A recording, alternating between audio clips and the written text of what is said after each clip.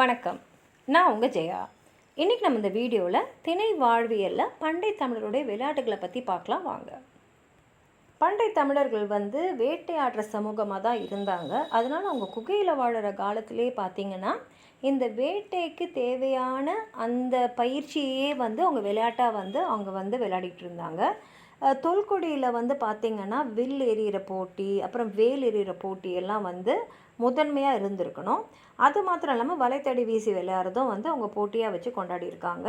அப்புறம் நிலத்தை உழுது அந்த நில உடைமை காலத்தில் பார்த்திங்கன்னா குழந்தைங்கள்லேருந்து முதியவர் வரைக்கும் அவங்களுக்கு ஏற்ற மாதிரி விளையாட்டுகளை அவங்க விளையாடியிருப்பாங்க. குழந்தைகள் தெருவில் மணல் வீடு கட்டி விளையாடுறது, 3 சக்கர வண்டியை உருட்டி விளையாடுறது, பவள பலகை மேலே 2 பானை பொம்மைகளை ஒன்றோடு ஒன்று குத்துவது போல் செதுக்கி பொருத்தி வச்சு அதில் விளையாடியிருக்காங்க. குழந்தைகள் கிலுகிலுப்பி ஆட்டி விளையாடியிருக்காங்க. சிறுவர்கள் நீர் மடுவில் துடும்னு குதித்து கீழே போய் மண்ணை எடுத்துன்னு இந்த கரை மேலே நிற்கிற அந்த சிறுமிகளுக்கெல்லாம் காமிச்சு அவங்கள வேப்பொட்டி அதில் சந்தோஷப்படுவாங்க. இளைஞர்கள் ஏடு தருவார்கள். பெண்களும் பார்த்திங்கன்னா மணற்பாவையை வணைஞ்சி விளையாடுவாங்க. தண்ணீரில் பாஞ்சு அவங்களும் நீராடி விளையாடுவாங்க.